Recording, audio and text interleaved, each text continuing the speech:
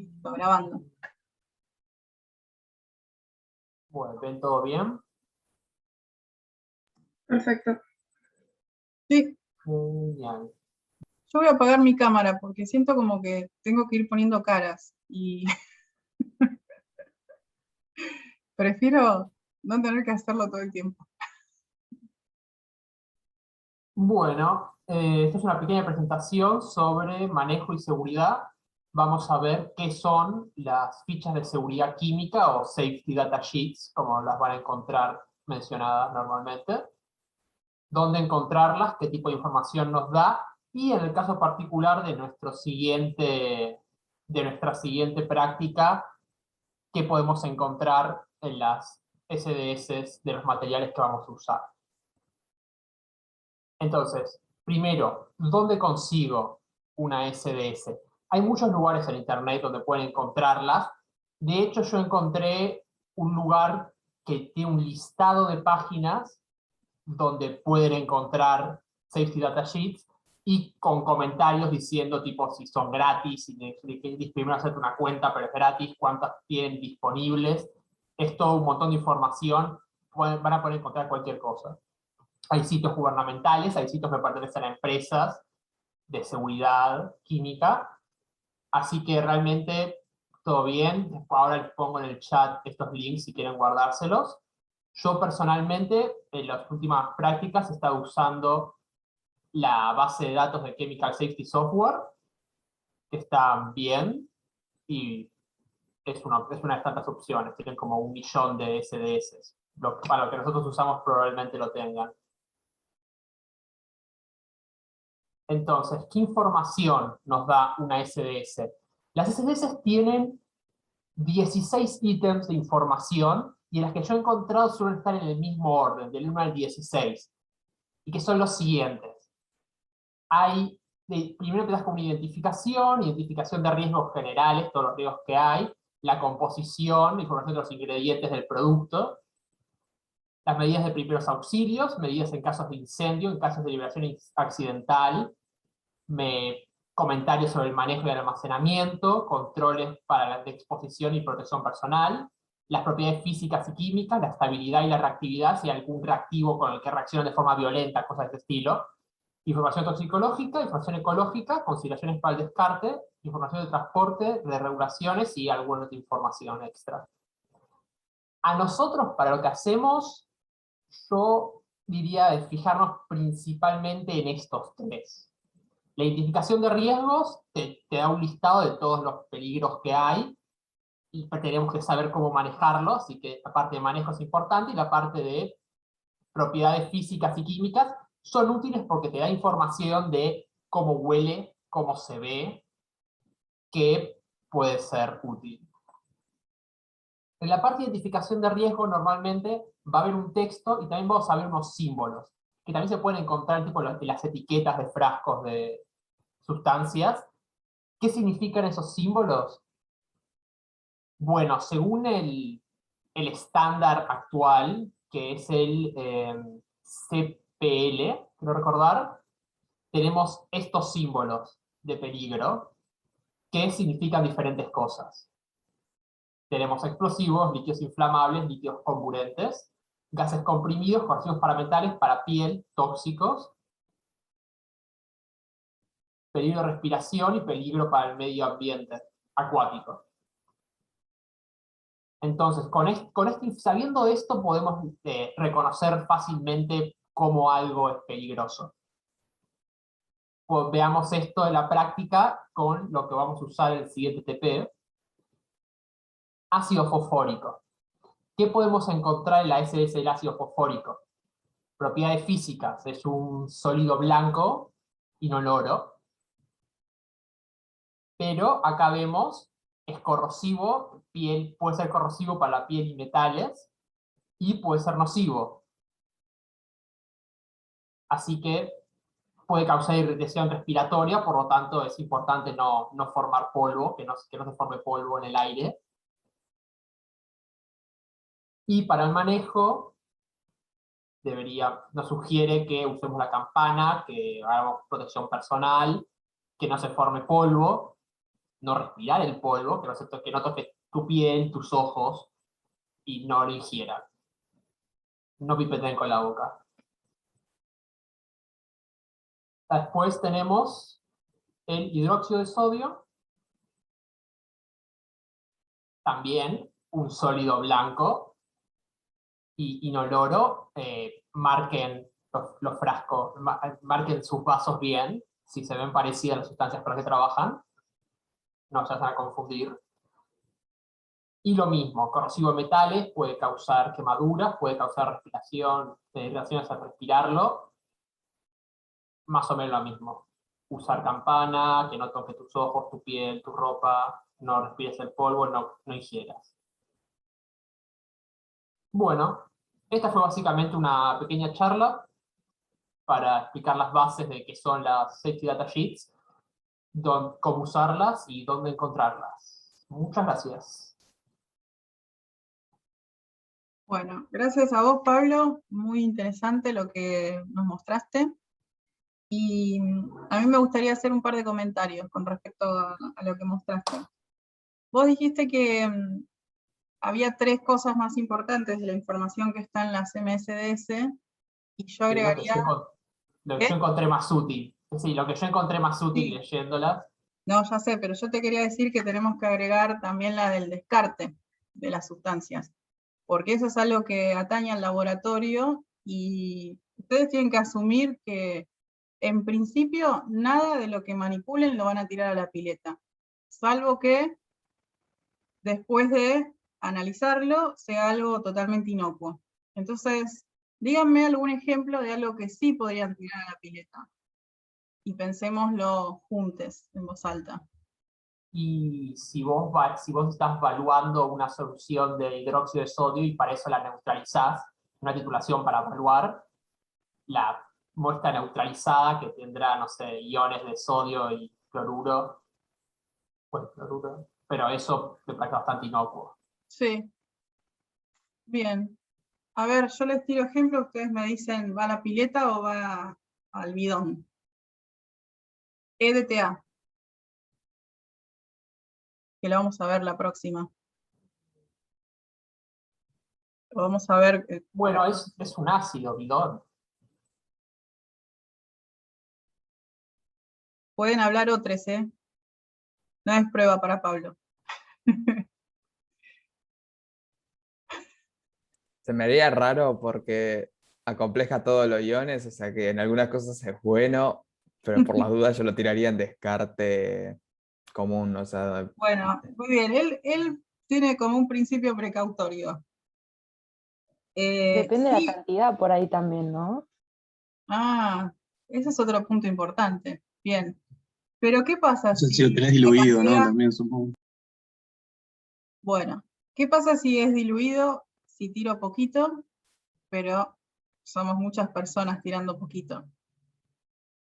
Eso es lo que pasa con la contaminación del planeta, ¿no?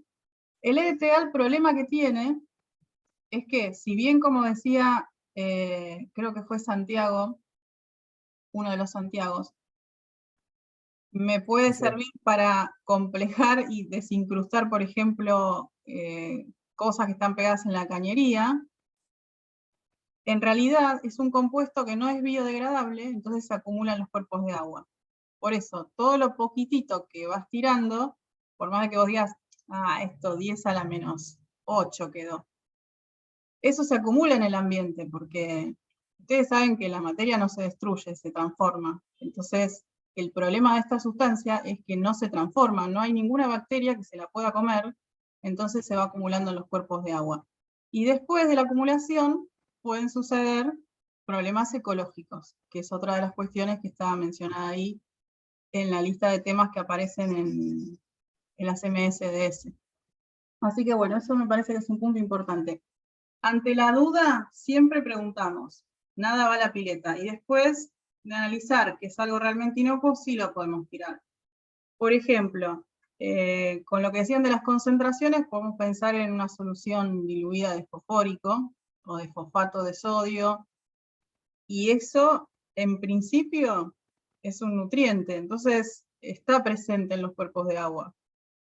lo puedo tirar y bueno, si está muy diluido, podría decir que sí, pero después hay que pensar cuál puede ser el impacto de eso. Y el impacto del aumento de nutrientes en los cuerpos de agua produce eutroficación. Es un proceso por el cual, para decirlo de manera muy gruesa, se pudre el agua, ¿sí? Porque crece excesivamente la población de algas a expensas de ese exceso de nutrientes y se va agotando el oxígeno. Entonces el agua pasa a estar, lo que decimos podrida, en realidad es que tiene un potencial redox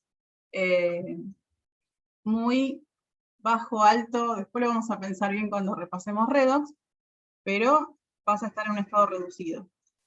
Y bueno, en ese sentido también está bueno tener presente, como químicos y químicas, que todos los procesos químicos que van a suceder en el ambiente después de tirar un residuo, un descarte, van a ser reacciones. La formación de algas también es una reacción química, donde a partir de moléculas o sales más chicas formo cosas más grandes, ¿sí?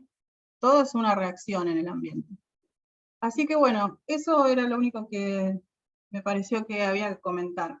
Después, a los fines prácticos, vamos a ir conociendo a las sustancias cuando empezamos a trabajar cotidianamente con ellas en el laboratorio. No es que me tengo que estudiar una MSDS de cada cosa que voy a usar en el laboratorio, pero sí, esto que decía Pablo de esos alertas que están en las botellas o cuando manipulo los frascos de origen, las concentraciones altas de las sustancias, ahí sí me tengo que poner un poco más a pensar cuáles son los riesgos de lo que estoy manipulando. Y nunca jamás tenerle miedo a la manipulación de las cosas peligrosas, ¿sí? Sino respeto y responsabilidad. Eso a mí me causa gracia cuando intercambio en el laboratorio con geólogos, por ejemplo, que tienen una formación química más acotada, porque solo hacen inorgánica 1, y les da miedo todo. Hasta que llegues con un guardapolvo les da miedo. Entonces, ante el miedo, por desconocimiento en realidad, se pueden mandar mocos o tener algún accidente. Y ha pasado. Ha pasado que han dejado un agua oxigenada a 100 volúmenes, un día de calor, y eso tomó contacto con un metal y empezó un incendio. Ha pasado que han estado manipulando bromobenceno para separar fases de minerales sin ningún tipo de protección de campana, de nada. Entonces, por eso es muy importante que funcionemos trabajando codo a codo con un servicio de higiene y seguridad, porque a veces parece que, uy, esto me vienen a decir, pero en realidad hay que concientizar todo el tiempo. Hay una persona en el 4º piso que dio vuelta a la lámpara UV con la que estaba revelando placas y se dañó la córnea. Entonces hay que saber con lo que estamos trabajando para evitar y minimizar accidentes. ¿Sí? Bueno, ¿alguna duda? ¿Alguna cosa para comentar? ¿Alguien tuvo algún accidente en el laboratorio? A ver, contanos, Julián. Yo estaba en Orgánica 1, Orgánica 2, en un trabajo que involucraba destilación en una campana.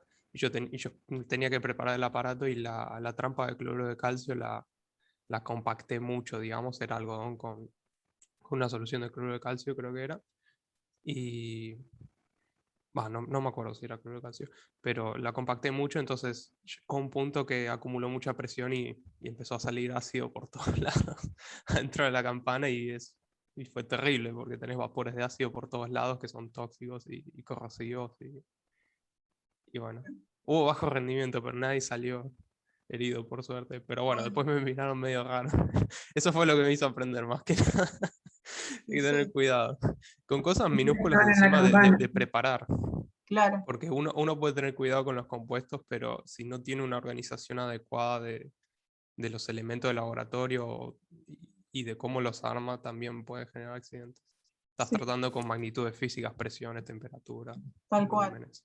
No es lo mismo trabajar con 2 litros de un compuesto orgánico volátil que 100.000 litros, ¿viste? Pero Claro. bueno. Yo una vuelta estaba probando una práctica de Green Chemistry, que era extracción de limoneno con fluido CO2 supercrítico. Y bueno, cerrábamos los tubos Falcon, bajo campana todo, y empezaba pa, pa, pa, como salta el pochoclo, el tubo volaba por adentro de toda la campana. Así que, digamos, no podemos hacer esto con los estudiantes de secundaria. Así que bueno, hubo que poner a punto, pero esto es algo que también hay que acostumbrarse. Cuando leemos un trabajo que algo debe salir de una manera, no necesariamente nos sale de esa manera, porque a veces es cambiar muy poco las condiciones y ya cambia el proceso y el camino por donde va la reacción química. Así que bueno, ¿hay alguna otra experiencia? A mí no me pasó exactamente en mi equipo, pero era mi compañero de al lado, en que cuando se sintetiza yodo, le explotó el equipo. Tipo, se le taponó ahí en el vástago y le saltó el tapón y salió toda la nube violeta. ¡Qué peligro! ¿Alguna quemadura? Por suerte no, pero el susto nos lo llevamos todos. Claro. Bueno, yo una vez en orgánica, extrayendo aceite de banana, que era uno de los isómeros, una práctica que ves propiedades ópticas, se me zafó el tapón de la ampolla y me bañé en el producto. Y bueno, ahí quedé esperando para después cursar otra materia, vieron que en la normalidad nos quedábamos muchas horas ahí. Y en un momento me empezó a arder la pierna. Cuando me fui a ver al baño tenía un lamparón rojo así, que es una quemadura química, y me dolió por varios días. O sea, me pasó algo heavy. Así que bueno, todos tenemos alguna anécdota que, como decía Julián, nos ayuda a aprender, pero bueno, si conocemos de antemano... Una rápida también. ¿Eh? Perdón. Yo tengo otra rápida también de Dale, inorgánica. a ver. Aspirar por tratar con... creo que veíamos reacciones G2 con cobre y generamos con ácido nítrico dióxido de nitrógeno. O sea, el gas rojo, digamos.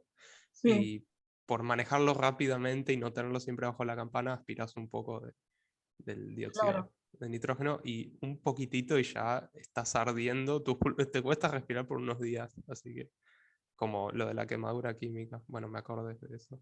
Ah, wow. Estuvimos los 3 compañeros así, que nos costaba respirar por un tiempo. Bueno, a mí me ha pasado de oler amoníaco varias veces.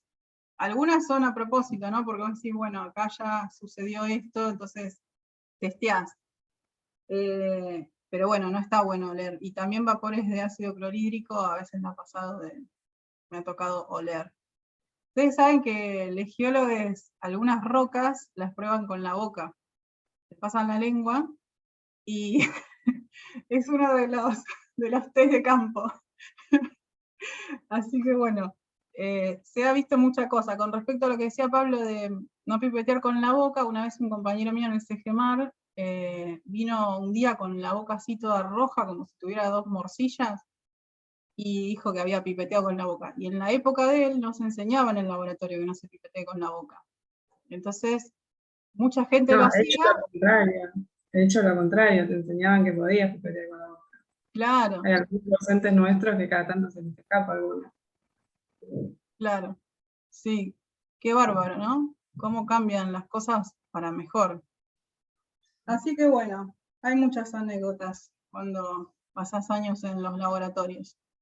Pero el tema me parece que el conocimiento previo, la posibilidad que tenemos ahora de que tenemos formación en seguridad, en los riesgos, y que hay un servicio que nos acompaña, es que se minimicen esos accidentes, ¿no? Que no sean cosas de las cuales no haya vuelta. Una vez una piba en analítica estornudó en la balanza y en una práctica especial estaba manipulando una sustancia re tóxica que se volatilizó y la tragó.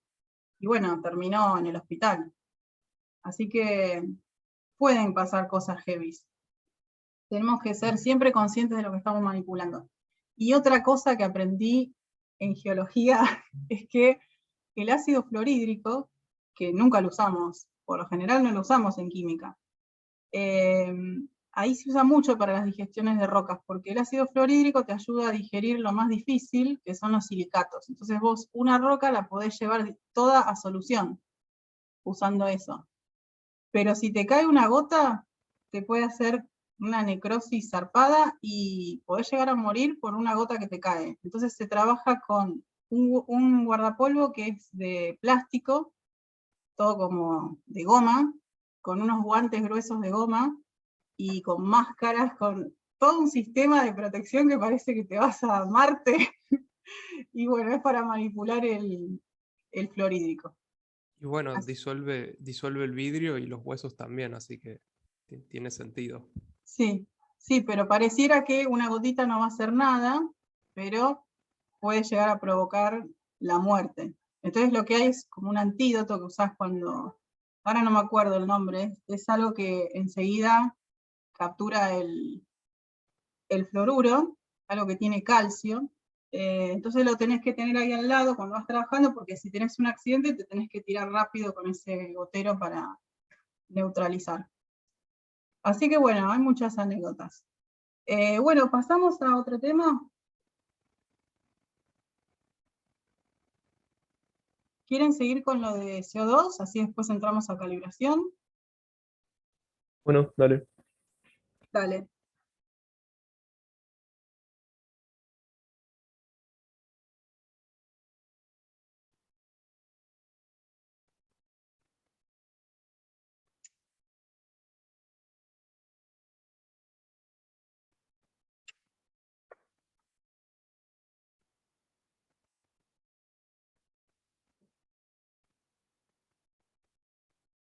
Ahí está, ¿se ve? Sí, Perfecto. Bueno, yo voy a hablar un poco sobre lo que es el dióxido de carbono. Voy a intentar tener una charla dentro de todo general, con un poco de propiedades, la presencia, digamos, vamos a nivel mundial, y después ir con el punto de la ventilación y demás. Eh, Ahí está. Bueno, para más o menos estar al tanto un poco, el dióxido de carbono a temperatura ambiente es un gas, ya que tiene un punto de ebullición muy chico, como son los menos, es alrededor de menos 79 grados. Es inodoro, ya que no tenemos los receptores en la nariz como para poder percatarnos de su presencia. Es incoloro, porque absorbe en el rango de lo que es el infrarrojo.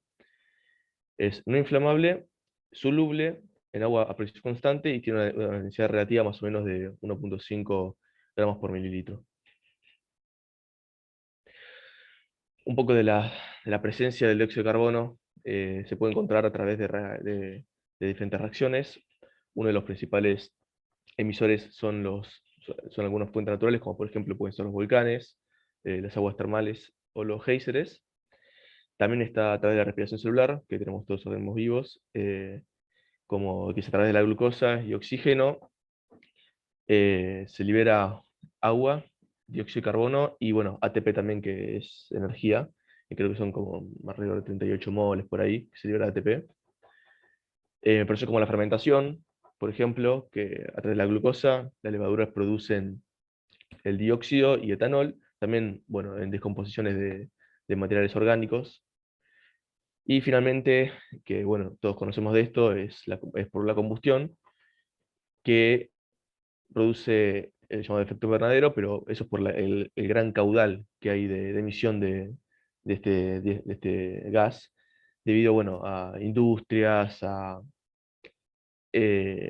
digamos, sistemas industriales a gran escala que liberan grandes cantidades, y eso termina acumulándose en lo que es la atmósfera, y bueno, después produce efectos como el efecto invernadero, que más adelante lo voy a explicar un poco.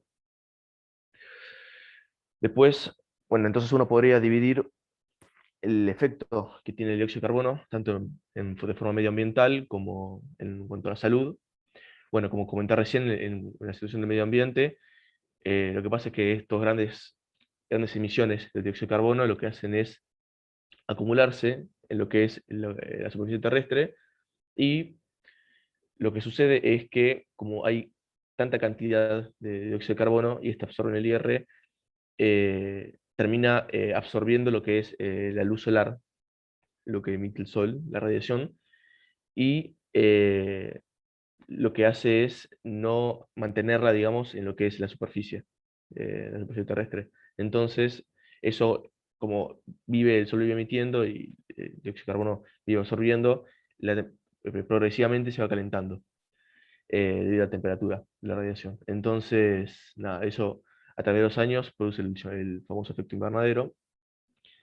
eh, y después tenemos que, en cuanto a la salud humana, bueno, está lo que se puede ser la asfixia por dióxido de carbono a concentraciones muy elevadas del mismo en un ambiente. Lo que pasa es que el dióxido de carbono, tengo entendido que no es tóxico en sí, pero en grandes cantidades lo que hace es desplazar al oxígeno. Entonces, si uno está expuesto, sobre todo en un ambiente cerrado, y donde se libera constantemente dióxido de carbono, tarde o temprano la concentración va a ser muy elevada, haciendo que este desplace todo el oxígeno y a uno no le permite respirar. Eh, Como dice el texto, dice la inhalación de elevadas concentraciones puede originar hiperventilación, pérdida de conocimiento, taquicardias, dolores de cabeza. Y bueno, si uno está expuesto prolongadamente ante este gas, puede provocar alteraciones en el mecanismo, en el metabolismo de la persona y bueno, finalmente la muerte. Más allá de esto, también explorando, investigando un poco sobre el gas, resulta ser que también tiene uso medicinal en algunas técnicas de uso médico, y nada, eso yo no desconocía y no me imaginé que está bueno. Que también tiene, aparte de esto, también en cuanto a la salud, digamos, medicinalmente hablando, tiene unos usos. Bueno, para evitar este tipo de inconvenientes, se creó lo que es un medidor de dióxido de carbono, que básicamente es lo que mide la concentración en ppm de este gas. Entonces, según el Instituto Nacional de Seguridad y Salud en el Trabajo de España, dice que si la concentración de este gas es mayor a los 30.000 ppm, se comienzan a desarrollar síntomas como causa el dolor de cabeza, mareo, somnolencia, problemas respiratorios y bueno, todos los que ya había nombrado antes. Y, y que bueno, uno tiene ¿cómo se dice? Uno tiene no sale la palabra, tiene como barrera, digamos, que al aire libre la concentración de dióxido de carbono es de 400 ppm, lo cual indica, bueno, que claramente la concentración de este gas es bastante, bueno, para causar todos los problemas de dolor de cabeza, mareos y todo eso, es bastante elevada. Son 30.000, te das cuenta que es bastante elevada la concentración. Por lo tanto, uno tiene que estar expuesto prolongadamente a este gas y, de vuelta, no tener ventilación alguna que permita que se escape ese dióxido de carbono.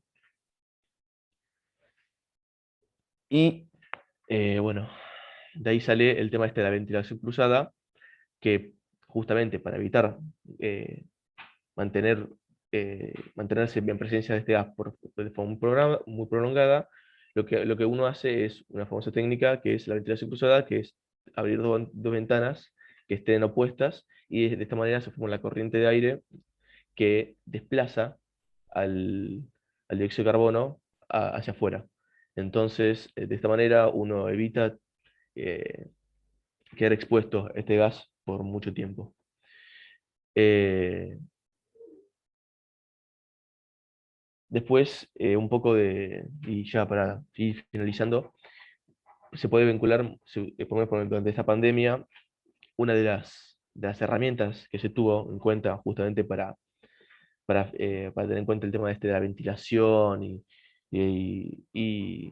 de no haber mucha gente, por lo menos en espacios cerrados, Una alternativa como herramienta contra el COVID fue el tema este del medidor, porque más allá de que tal vez el COVID o el SARS-CoV-2, el virus, no tenga relación con el dióxido de carbono, lo que sí hay como solución en común para evitar quedar expuestos a ambos es el tema este de la ventilación, de no estar encerrados en un lugar cerrado por mucho tiempo, con otra gente.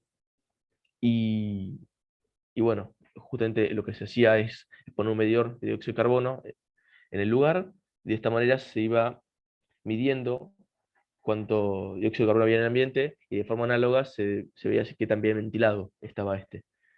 Entonces, la verdad que el medidor de carbono fue una buena herramienta como para ir eh, viendo el tema de la ventilación cruzada de los ambientes y todas esas medidas sanitarias que uno ya conoce por el tema de la pandemia.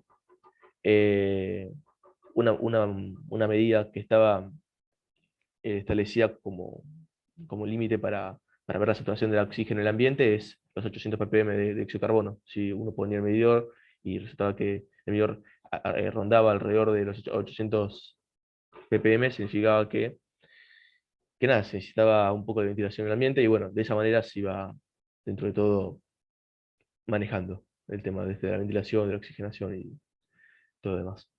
Y bueno, nada, eso después acá está la bibliografía de algunos links de los que yo fui sacando información.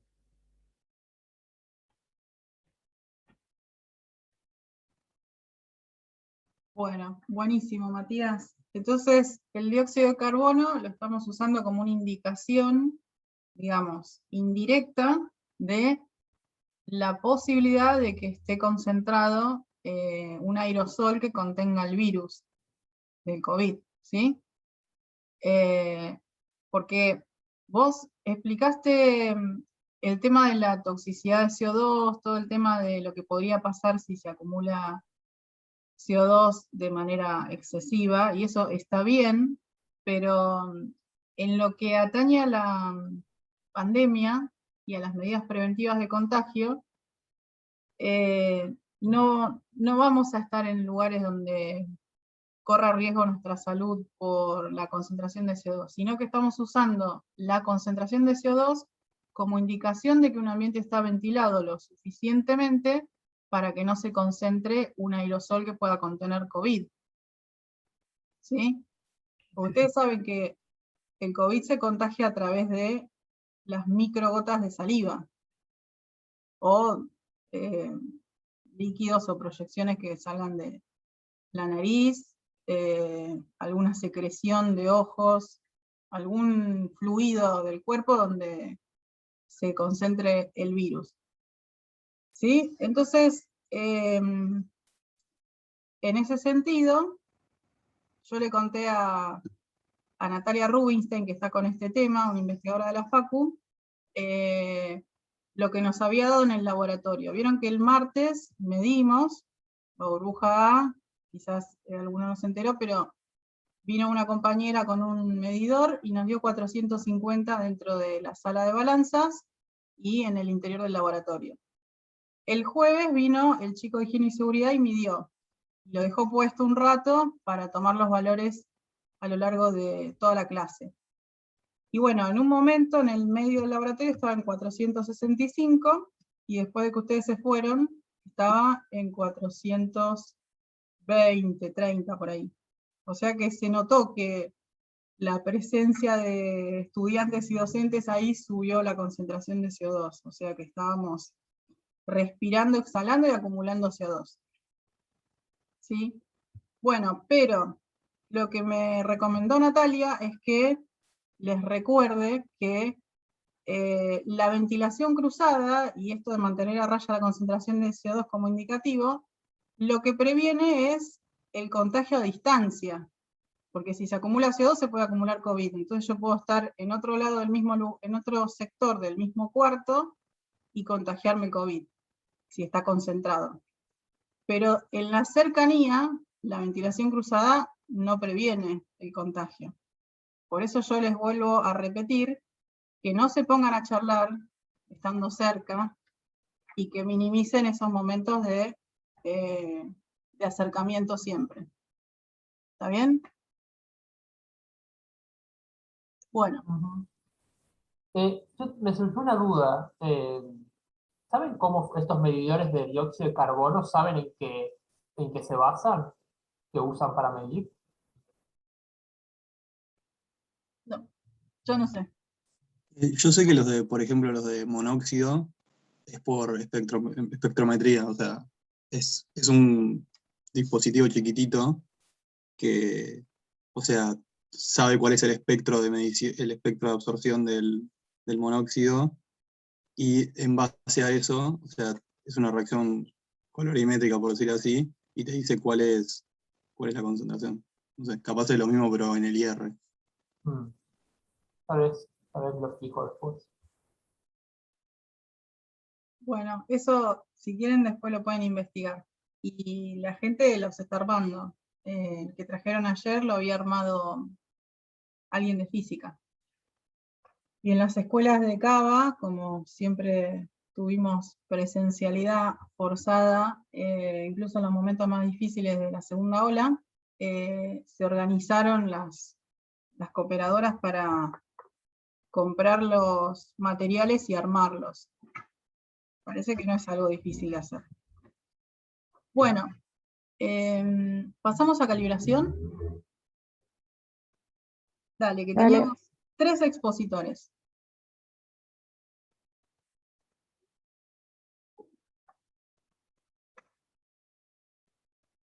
Acá, chiques, vamos a hacer... Una pregunta, ¿se ve bien? Sí. Sí, sí. Genial. Déjame un segundo que acomodo. ¿Cuánto tardará la exposición, más o menos? 20 minutos. Está ¿Será? bien. Porque siempre está piola dejar que se exponga completo lo que se preparó y después hacer la discusión, las preguntas y los intercambios. Los dejamos así, exponer, y después A ver si- intervenimos. Bien. Bueno, hola, ¿cómo están? Vamos a exponer TP número 1 de calibración. Y no hay mucho un guión preparado porque no. A ver. Los Perdón. 3 juntos. Datos y datos. Sí. Bueno, un poco Bueno. las fórmulas que se usan en estadística. ¿Querés que hablas vos, Brenda? O No, hablo yo? no, tranqui, métele. No, bueno, está bien, perdón. Perdón, Como dije, no hay una mucho. recomendación para exposiciones de grupo. Tratar de distribuir más o menos equitativamente el tiempo de exposición, porque si no después, como a veces las notas son individuales, no grupales, parece que uno preparó todo y el otro no preparó nada. Entonces eso traten de tenerlo en cuenta, no importa si no es para hoy, pero para las exposiciones en la vida. Ok. Ok. Entonces, ¿querés responder vos, Brenda? Porque esto lo pusiste vos. Mejor. Bueno, un poco de las fórmulas que usamos para hacer los diferentes análisis. Calculamos la media, la moda, no, mentira. La mediana, la media, el sigma, la varianza muestral, y acá podemos ver abajo que el desvío estándar muestral sería como la raíz de la varianza muestral, y lo mismo con la poblacional. Y ahí se ven los gráficos de qué significa la moda, mediana y media en una distribución, y cómo se diferencian. Eso, siguiente. Siguiente diapo. No sé si quieren agregar algo más. No, ya voy, es que no me. Ahí está. Con el clic pasa, perdón. Y bueno, y acá un poco la diferencia de exactitud y precisión en una distribución. Si tenemos un histograma, por ejemplo, y la suavizamos con una curva, podemos ver, por ejemplo, que el ancho de la campana me va a indicar la precisión, y la exactitud, qué tan lejos está el centro de mi valor verdadero o de referencia.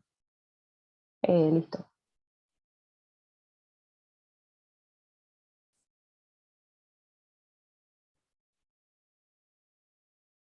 Bien. Primero arrancamos con medición de patrón único en la burbuja A. Cada operador hacía 10 mediciones de pesadas en la balanza 4. Bien, de ahí obtuvimos estos datos. Los promedios, sus desvíos muestrales, estándar poblacional y mediana. Bien, vemos que por ejemplo los promedios de Domínguez y Monopoly y Tani son muy similares, por lo que podríamos pensar que son la misma tuerca, así que le asignamos a ellos el nombre de tuerca A. En ese día habían 4 tuercas disponibles. Después el promedio de Martín varía ya en la tercera cifra significativa. Bueno. Burbuja B. Asumimos que también eran las tuercas porque tenían unos pesos similares a los anteriores. Vemos que todos tienen promedios muy similares. Vemos que las medianas también son parecidas a los promedios, por lo que podremos ver que es una distribución simétrica.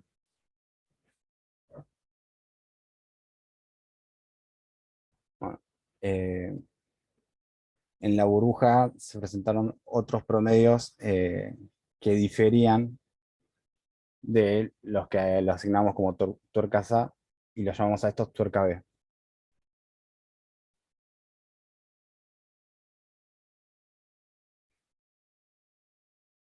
Ya con...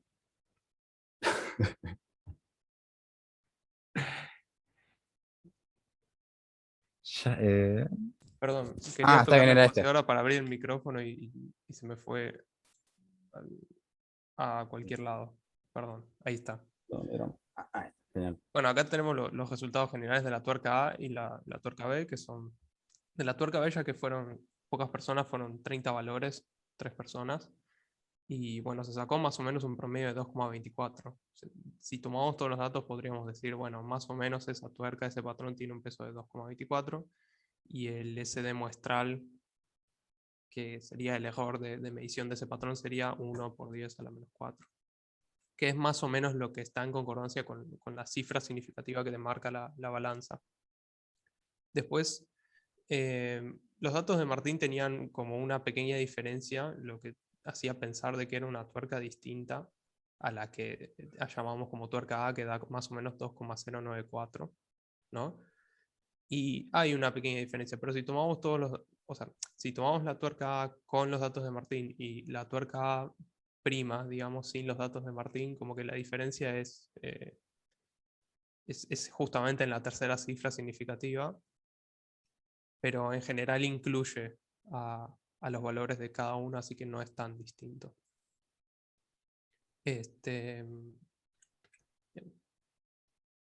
Bueno, después usamos todos pipeta aforada de 10 mililitros, cada uno medimos 10 veces, y bueno, a partir de cada pipeta, bueno, sacamos datos de promedio de las mediciones, que más o menos fueron contando entre 9,96 o a veces 9,93 y 10, ¿no? Esto es para la burbuja A. Y el error, bueno, más o menos se fue posando sobre la segunda cifra o a veces la tercera cifra, pero alto en la tercera cifra, 8 por 10 a la menos 3. Y, a ver, lo estoy viendo. Sí, más o menos todo se posó en la segunda cifra. 8 por 10 a la menos 3, yo lo contaría como 1 por 10 a la menos 2. Bueno, para la burbuja B, misma historia. Vemos valores, bueno, con Brenda Cohen, justo 10. Y un movimiento en la segunda cifra de 6 puntitos, pero bueno, después más o menos es más o menos lo mismo, 9,96, 9,97, 9,91 y toda esa historia. Si hagamos todos los datos, que son 130 de una pipeta aforada, que son todas distintas las pipetas aforadas, pero si tuviéramos que estimar una pipeta forada de 10 mililitros absoluta o ideal. Tomando todos estos datos sacamos que más o menos en promedio da 9,98 de medición con un desvío de 0,07, tomando, digamos, todos los errores instrumentales de todos los operadores. No, errores instrumentales, errores de medición de todos los operadores, perdón. Y como que envuelve al valor de 10 mililitros, entonces como que mide 10 y va variando en la precisión. Pero es, digamos, exacto. Bueno, ahora viene histogramas, porque también Bueno. la guía de trabajos prácticos pedía hacer histogramas, pedía hacer intervalos de confianza para saber en dónde quedaban los valores y bueno. Bueno, acá se tienen los histogramas de cada operador. No se puede sacar mucha información porque fueron 10 datos de cada uno nomás, pero se puede ver un poco la Perdón, una diferencia. pregunta. ¿Esto Sí. que están haciendo acá es para la balanza o para la tuerca? Para cada Esto operador. para cada uno, o sea, lo que midió de la tuerca cada uno. Ah, con la tuerca, ok. Sí. Sí, esto es de la tuerca. No, y se puede ver un poco también como la dispersión, pero no se puede sacar mucho porque son 10 datos nomás. Siguiente. Siguiente diapo. Bueno, y acá los agrupamos con tuerca A y tuerca B, incluido con los datos de Martín. Y lo que pasa acá es que se puede ver en la tuerca A, bueno, primero que en la tuerca B hay una mayor dispersión en los datos, eran menos datos, eran nada más 3 personas que habían pesado la tuerca B versus los 99 datos que habían. Y después se puede ver que ese piquito ahí en 2,091 de la tuerca A corresponden a los datos de Martín y por eso da así, pero no, nada, como que eso se puede saber, la dispersión y como no sabemos el valor verdadero de la tuerca, no podemos ver mucho, pero como en la tuerca hay muchos datos, se puede asumir una especie de normalidad y bueno, el pico central estaría en donde está la acumulación de los otros datos. Y bueno, y eso. No sé si quieren agregar algo más. Sí, que en uno de los datos de Bonoli para una de las Sí. tuercas que midió estaba muy, muy alejado. Era Y lo sacamos. 2,01 más o menos y lo sacamos. Hicimos todo el análisis de intervalos sin ese dato, ¿no? Con los grados de libertad correspondientes. Y bueno, en los histogramas no pudimos tampoco sacar... Perdona, así ¿cuál con los- dato decís que estaba afuera? había uno que era como 2,01 más o menos, que estaba muy alejado. Te tiraba el promedio y el desvío. Te lo Todos los tiraba que todo. anoté eran 2,09, por eso me llamó la atención. Por ahí error Tal de vez es un error de tipeo. tipeo. Claro, asumimos que fue de tipeo. Entonces es un error de tipeo. Bueno, pero igual no lo incluimos para que no, en el momento para que no... Claro, porque parte de la consigna era analizar los datos y ver si había alguna anomalía y Exactamente, descartar sí. esos datos. Sí. Bueno, Y eso. Igual en la tuerca B medio que también se puede asumir normalidad porque eran como 30 datos, pero bueno, no es lo mismo 80 y 99 versus 30, pero bueno. claro, sí. Eso. Si vamos por estos histogramas, 89 es como sacando los datos de Martínez, como que Que ya está te muy tiras para bien. Sí. 2,095, daría bien, pero yo considero que la diferencia es muy, muy pequeña. Pero Claro, o sea, está recién en la tercera cifra significativa, sí, pero está muy bien, sí. a mí está bastante bien. Bueno, ya está, creo que no hay más. Nada más. Bueno, Ay, Dios. muy bien, chiques, buen trabajo. Les hago una consulta. ¿Qué nivel de confianza utilizaron para el peso de la tuerca? 95%. Bien, Sí, en la En guía realidad decía eso. la guía me te parece. pedía 90, 95 y 99. En Sí. la primera parte del TP te pedía 90, 95 y 99 para Sí. datos individuales. por Y eso. después en la parte B te pedía 95. También para datos individuales, pero era otro análisis. Y los Claro. tengo anotados en una planilla los intervalos. Ah, está bien. ¿Cómo hicieron los cálculos? ¿Con un programa? Usé R. Ah, Usé los cuantiles de R, me armé una función y empecé a cargar los datos de media y desvío, o sea, usé el desvío muestral y fui resolviendo para el estadístico T. ujú. Tal vez Está con bien. la cantidad de datos, igual no hicimos como un intervalo general, ya que eran solo 10 datos para cada operador, usé el estadístico T, si no hubiera usado normal, si eran ponerle 30 por alumno. Ujú. Nada de eso. Bueno, ¿y qué conclusiones podemos sacar comparando la respuesta general de todes, burbuja A, burbuja B, en el objeto y en la pipeta? Eh, Yo concluiría que el objeto versus, digamos, un promedio general de los datos de las tuercas no difiere mucho, digamos, con operadores y no, y el desvío es más o menos el mismo también, o claro, sea, es como que el como error que del ¿Por operador qué, es muy por qué chico. sí, pasa eso? porque somos muy precisos. No, por el instrumento que Estamos tiene. pensando siempre el mismo peso, el mismo patrón. Si mantenemos todo limpio, la tuerca supongo que no cambia.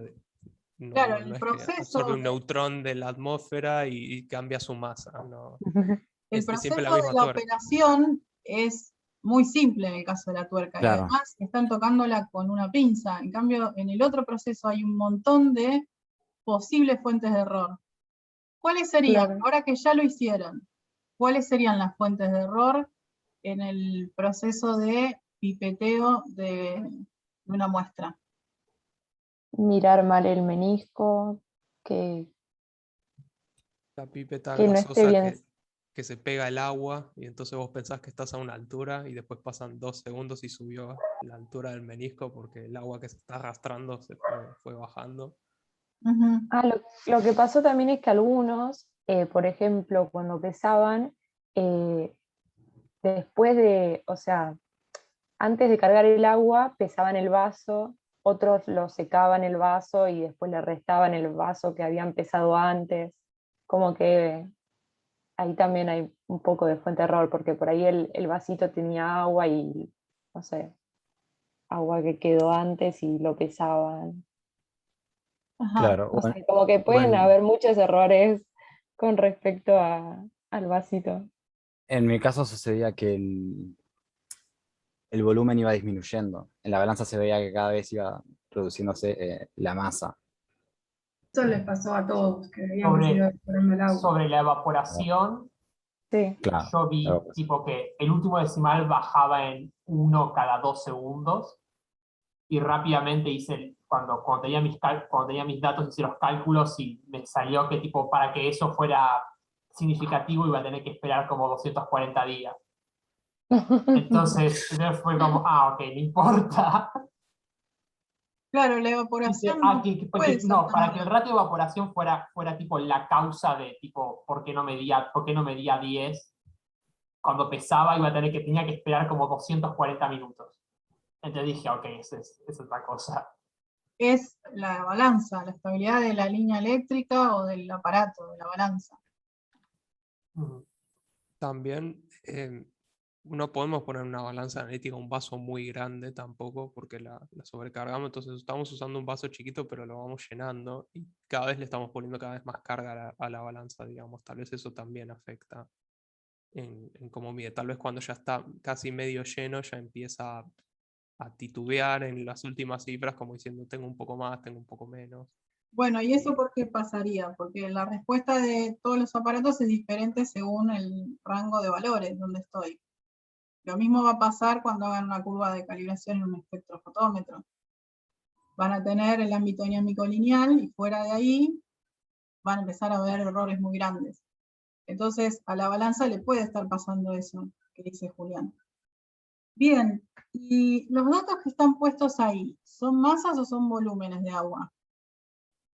Son masas. Es Ajá. todo masa. Sumiendo bueno, densidad 1.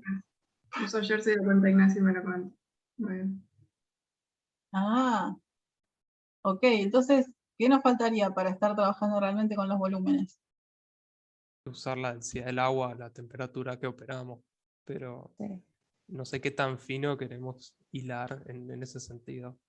Y queremos hilar fino porque todos los errores se van acumulando después en nuestras determinaciones volumétricas.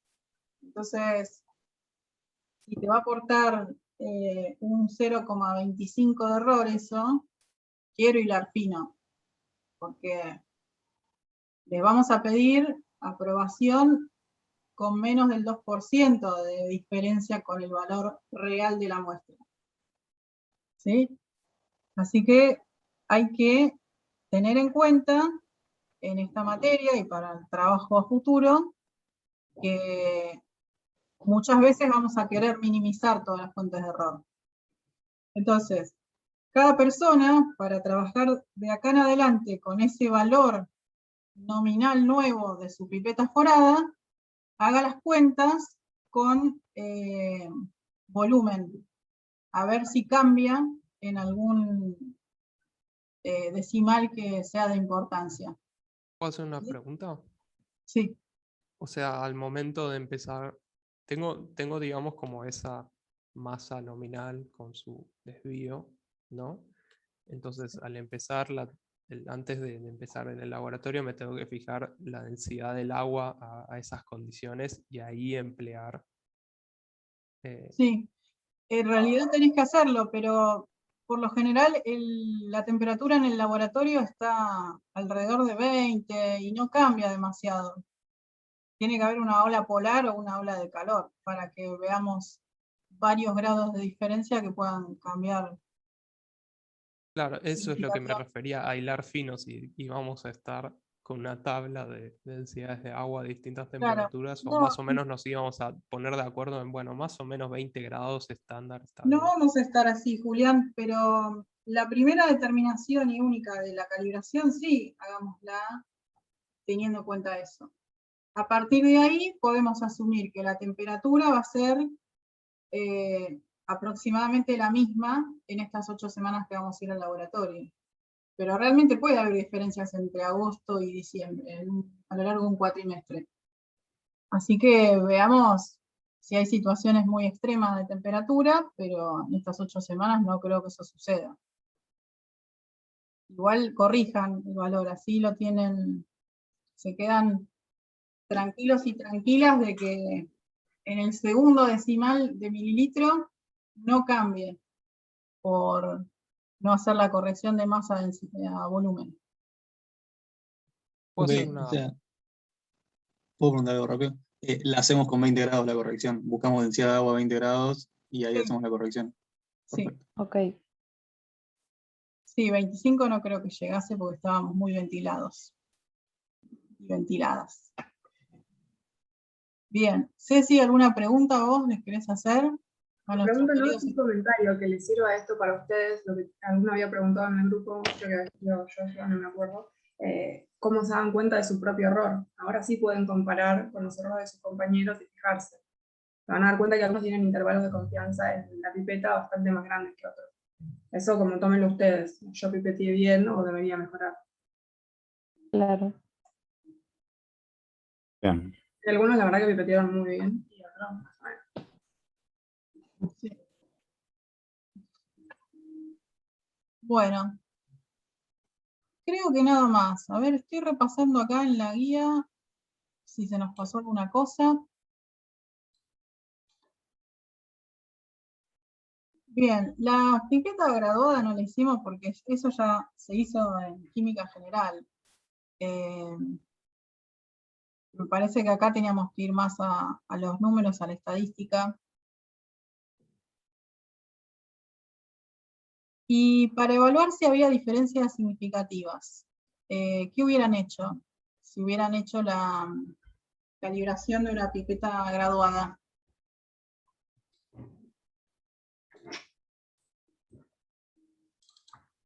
¿Qué, de las cuentas?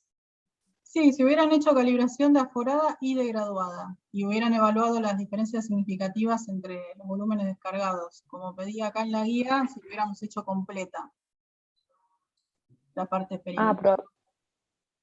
Probablemente veríamos un intervalo de confianza más grande en la pipeta graduada versus la forada porque no es tan precisa.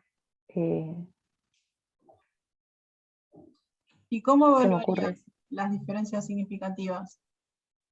Porque en estadística cada palabra es algo concreto, no es un adjetivo. No, ahí Lucio puso por el chat un test de hipótesis que también concuerdo.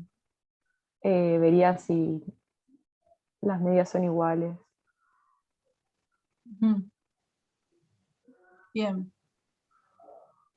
¿Y cómo tiene que ser la distribución de los datos para que pueda aplicar esos tests? Normales. Sí. Hay que hacer un Shapiro test o algo así, ¿verdad? Claro. Y a veces cuando esos datos no tienen una distribución normal, lo puedo normalizar. Es verdad, sí. ¿Mm? Bien.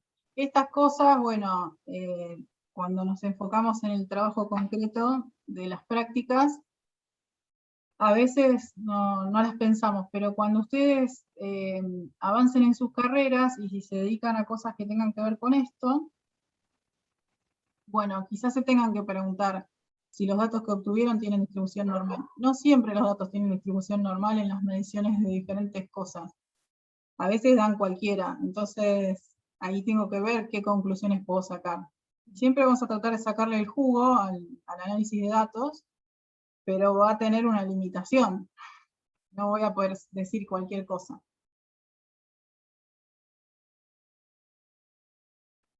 Ahí escribió algo Lucio, igual se puede trabajar con test student en test o no.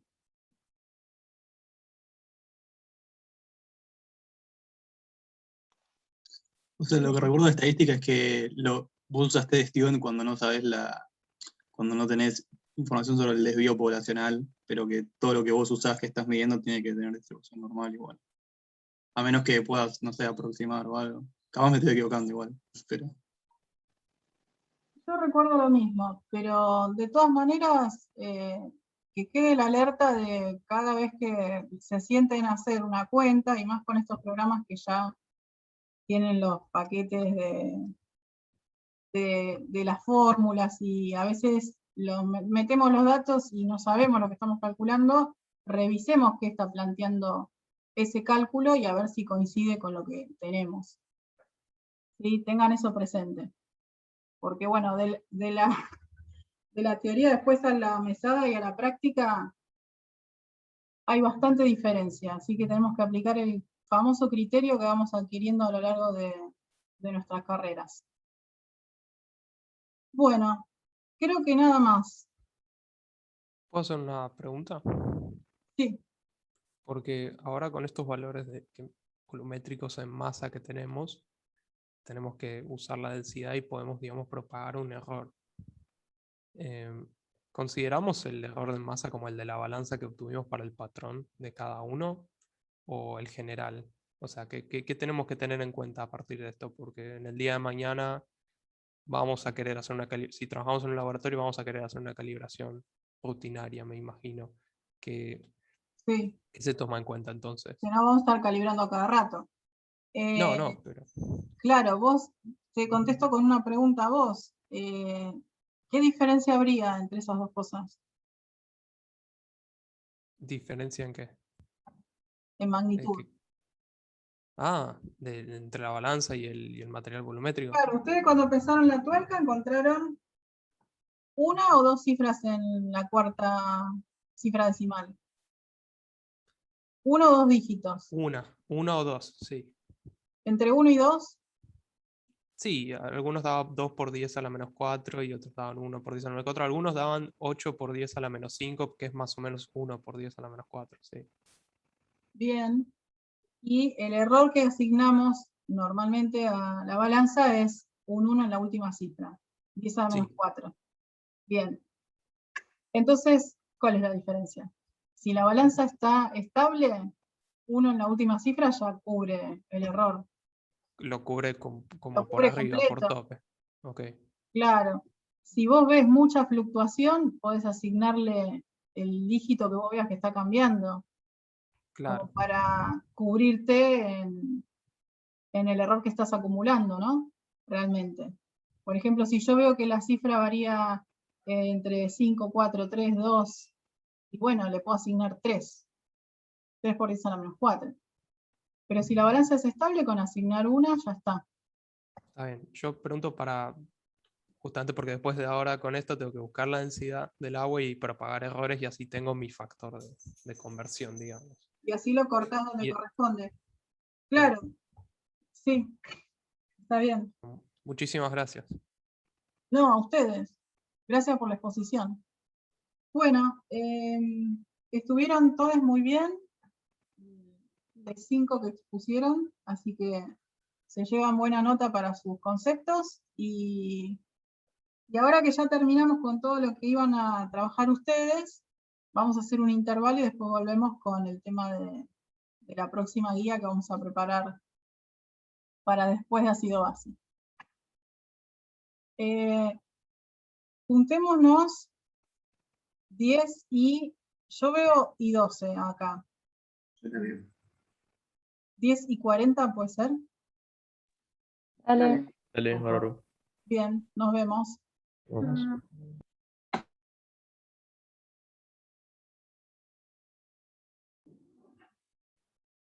Bueno, no sé si los estudiantes están aquí con nosotras. Ninguno dio señales de vida. Sí, sí. Estamos. Estamos, sí. Ay, menos mal. Te agarra la duda por momentos. ¿Puedo Bueno, hacer una pregunta rápida? sí, Respecto a lo de calibración, ¿se termina acá o hay que realizar algún tipo de informe o presentar algo más? se termina acá. Ok, Para quienes estuvieron presentes, después los que no pudieron venir, las que no pudieron venir, vamos a ver cómo recibimos sus devoluciones. Por eso les recomiendo que traten de venir en la medida que puedan siempre a estas clases. Bueno, ahora vamos a comentar los puntos más importantes que tenemos que saber para la práctica que vamos a hacer la otra semana, no esta que viene, sino la otra, que es la práctica de volumetría por formación de precipitados. Como ustedes saben y van a terminar de estudiar la semana que viene, tenemos las volumetrías ácido-base, en donde estamos realizando una neutralización de un ácido con una base o viceversa, y todo eso sucede en una fase homogénea que es la solución acuosa. En el caso de las volumetrías por formación de precipitados, lo que vamos a tener es un equilibrio heterogéneo en donde va a aparecer una fase sólida, ¿sí?, a lo largo de la titulación. Entonces, acá estamos aprovechando la posibilidad de estudiar o de obtener la concentración de algo, de algún analito, a partir de las reacciones de precipitación, ¿sí?, que como ustedes saben son en fase heterogénea, como dije antes. Entonces, se pueden diseñar diferentes volumetrías formando precipitados que van a tener que cumplir ciertas condiciones para que eso se pueda ver, se pueda ver un punto final, y se pueda determinar la concentración del analito con errores chicos. ¿Está bien? Bueno, en realidad, si tenemos la posibilidad de determinar una concentración a partir de una metodología como la gravimetría, que es justo una de las prácticas que recortamos porque lleva muchas clases, que es laboriosa, eso tiene mucho menos error, ¿sí?, que una volumetría. Para que se den una idea, podemos lograr errores menores al 1% en la determinación de las concentraciones por gravimetría. En el caso de las volumetrías, los errores son mayores. ¿Por qué? Bueno, básicamente porque, como ustedes vieron en la práctica de calibración y recién terminamos de cerrar, los errores para medir volúmenes son más grandes que los errores para pesar si tenemos buenas balanzas, ¿sí? Entonces la gravimetría es un procedimiento que conlleva menos errores. Pero algunos sólidos que se forman, algunos precipitados, no tienen las características necesarias para determinarlos por una gravimetría. Porque ahí también necesitamos que ese sólido cumpla con diferentes cosas que hacen a que la determinación sea buena, ¿sí? Por ejemplo, necesitamos que los sólidos sean cristalinos. No todos los sólidos poseen arreglos cristalinos. En el caso de los sólidos amorfos, por ejemplo, los podemos determinar por este tipo de valoraciones. Dentro de las valoraciones por formación de precipitados, la más importante, conocida, utilizada, es la técnica de la argentimetría, que son todas las valoraciones que se realizan con nitrato de plata, ¿sí? Entonces, la más común dentro de esas es la determinación de cloruros en agua. Y eso es lo que vamos a hacer nosotros acá. Bueno, esa es la argentimetría. Ah, bueno, tenía una animación esto. Perdí una linda presentación que tenía y estuve armando otra con una base que tenía animaciones. Bueno, ¿por qué es importante la determinación de cloruro en agua? ¿Por qué les parece que es importante? Ahí hay ya hay una frase puesta. Es uno de los aniones principales en agua, pero ¿principales en qué sentido?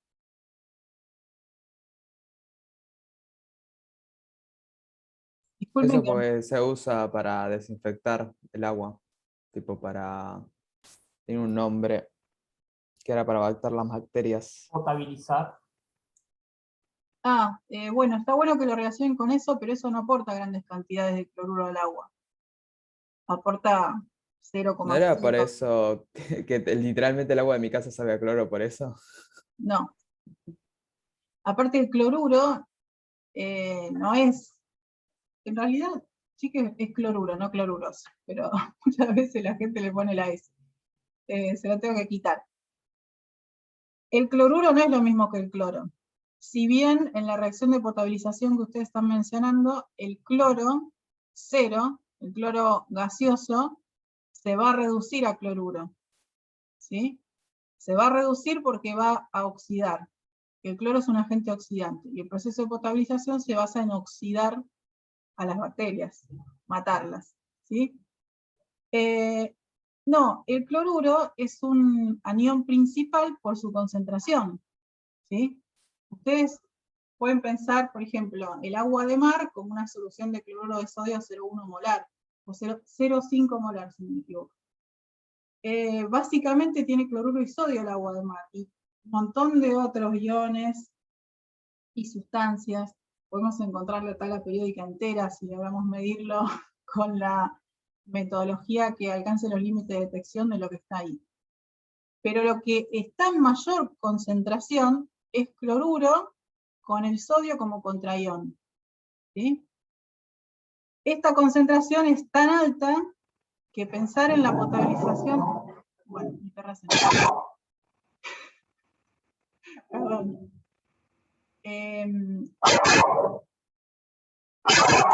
Un momentito, un minuto.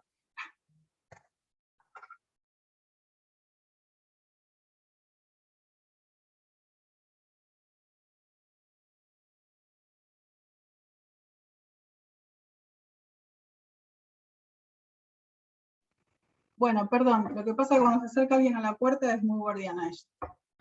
Somos un zoológico. ¿Qué? Somos un zoológico. Re fría acá lo mío. Bueno, entonces decía, si yo quiero potabilizar agua de mar para el consumo, tengo que bajarle la concentración muchísimo a semejante cantidad de sal. Entonces, eso es lo que hace que ese proceso sea muy caro, porque para quitar esos iones tengo que hacer una retención en membranas que se recontrasaturan porque hay que sacar mucha cantidad de sal. Por eso, las fuentes de agua para consumo son las aguas dulces, que son los ríos, las aguas subterráneas. Bueno, no me quiero ir de tema porque siempre hay un viraje a la profesión y a lo que nos dedicamos. Pero es por eso. Y otra cosa importante del cloruro, y por eso nos interesa mucho medirlo, es que es un ion conservativo. Cuando hablamos de iones conservativos, hablamos de iones que conservan su concentración en las aguas, en el ambiente, y no sufren demasiadas transformaciones químicas. ¿Por qué le pasa esto al cloruro? Bueno, porque ya es el estado de ese átomo de cloro, es el estado estable en el ambiente, y además porque no sufre reacciones ácido-base, que ya lo vimos antes. ¿Por qué no sufre reacciones ácido-base el cloruro? Eso se lo pregunto yo a ustedes. Porque es una base muy débil. Claro, como proviene de un ácido muy fuerte, no sufre la reacción inversa. ¿Sí? Estos iones que no sufren la reacción inversa ácido-base, terminan siendo iones conservativos, iones que terminan caracterizando los distintos tipos de agua. Entonces, a veces yo puedo caracterizar el cloruro, el sulfato, el magnesio, el calcio, que son todos los iones principales que hay en las aguas, y ya tener como si fuera una huella digital del agua. ¿Sí? Entonces yo puedo seguir su estado, su calidad, a través de la medición de algunas cosas importantes y principales. Bien, esto para darle un poco de contexto a lo que después vamos a entrar en el detalle de la técnica, pero está bueno que hagamos un repaso de por qué hacemos lo que hacemos y por qué les enseñamos esto. Y otra cosa que se me ocurrió hace un rato que les quería decir, es si saben ustedes de dónde salen estas prácticas que están en las guías de Química General, Inorgánica 1, 2, Analítica, ¿de dónde salen los TPs que les enseñamos? Ni idea. ¿Alguien tiene idea? No, pero está bueno preguntárselo porque yo tampoco tuve idea en algún momento. Estas prácticas salen de diferentes publicaciones que se dedican a proponer trabajos para enseñar química, para enseñar técnicas, para enseñar diferentes cosas que consideramos importantes en la formación de estudiantes de química. Y por lo general, lo sacamos de una revista que se llama el Journal of Chemical Education. ¿Qué pronunciation? Bueno, y un poco lo que les contaba antes de este tubo Falcon volando adentro de la campana, es como el detrás de escena de algunos testeos de prácticas, ¿no? Que esto ya está recontra testeado hace muchos años, por eso ustedes lo ven que se repite a lo largo de los años en las guías. Pero cada tanto se cambian algunas prácticas. Bueno, el cloruro es inocuo debajo de cierta concentración, ¿sí?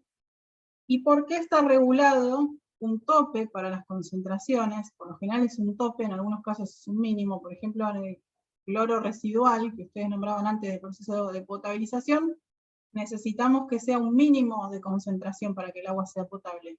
Porque un mínimo de cloro limita un máximo de bacterias. ¿Sí? Es como que es una fuerza ahí como una pulseada entre concentración de cloro y concentración de bacterias. Bueno, y el cloruro tiene un límite que está dado En una parte por el sabor desagradable que tendría el agua si tiene una elevada concentración de cloruro. Pero a partir de ciertas concentraciones más altas podrían haber otros problemas de salud. Porque ustedes piensen que si yo ingiero un agua con una dada concentración de un analito, llamémoslo porque estamos en esta materia, a lo largo del tiempo, ese consumo, si hay algo que es excesivo, se puede ir acumulando en mi organismo, ¿sí? Por ejemplo, si yo consumo aguas con plomo, el plomo va reemplazando el calcio en los huesos, entonces va produciendo como un envenenamiento a largo plazo, un envenenamiento crónico. Bueno, esto es un poco de contexto de por qué es importante medir el cloruro. También se puede usar como un índice de contaminación fecal.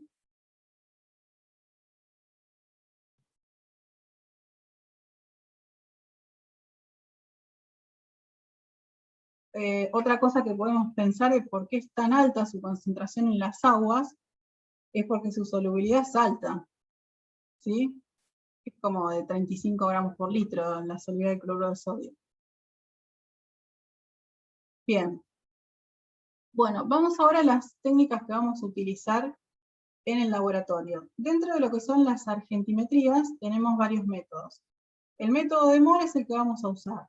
Después vamos a repasar bien la parte experimental. Pero este método, ¿en qué consiste? Consiste en dispensar una solución de nitrato de plata. Acuérdense que la argentimetría se trataba de titular con soluciones de nitrato de plata. ¿Qué cosa que voy a tener en el Erlenmeyer? Una solución de cloruro, ¿sí? Entonces, ¿qué se va a formar a lo largo de esa titulación?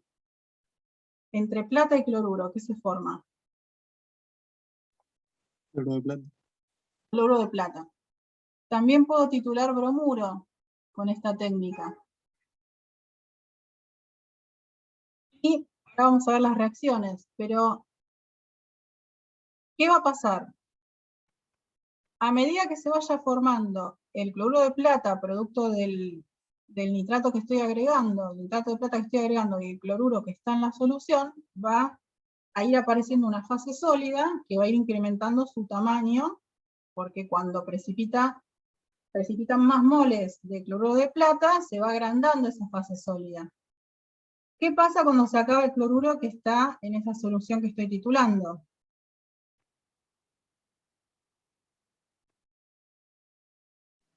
Tengo un exceso de plata, o sea, de cantidad de plata. Claro, cuando se acabó el cloruro, se terminó la concentración que yo estaba titulando, la cantidad de moles que tenía que titular. Entonces aparece un exceso de plata. La idea de encontrar un punto final que esté lo más cercano al punto de equivalencia de la titulación, que es cuando justo termino de titular todos los moles de cloruro que tenía, es que ante ese primer exceso de plata, que sea lo más chico posible la aparición de algo con color, porque siempre lo que busco en estas valoraciones es la detección visual. Y bueno, entonces se agrega como indicador cromato de plata, perdón, cromato de potasio, porque si tuviera plata se estaría precipitando. Y ante el primer exceso de plata, este cromato, que está con el potasio como contraión, va a precipitar con la plata, y ese precipitado es de color rojo. Entonces, lo que yo voy a ver es la aparición de un color rojo sobre el blanco del cloruro de plata. No lo habíamos dicho, el cloruro de plata es blanco. Entonces, fíjense que voy a determinar un punto final de un sólido sobre otro sólido, ¿sí?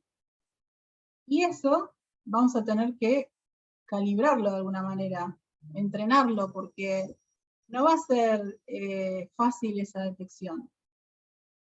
Como ninguna es fácil, pero la vamos practicando y nos vamos entrenando.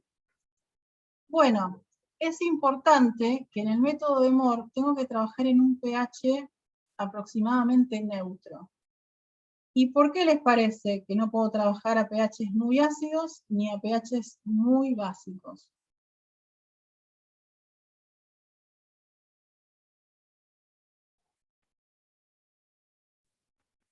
A pH básicos se le puede formar hidróxido de plata, ¿no?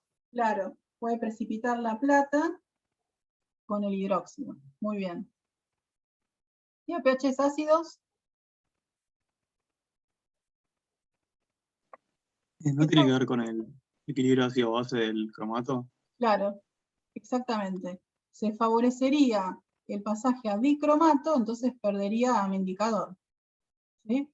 Por una reacción ácido-base secundaria, digamos. Entonces, necesito que el pH esté regulado entre 7 y 8,3 aproximadamente. Bien. Otra cuestión que tiene que ver con todas las indicaciones visuales de punto final es que si las muestras poseen un color de base, me pueden interferir en la detección.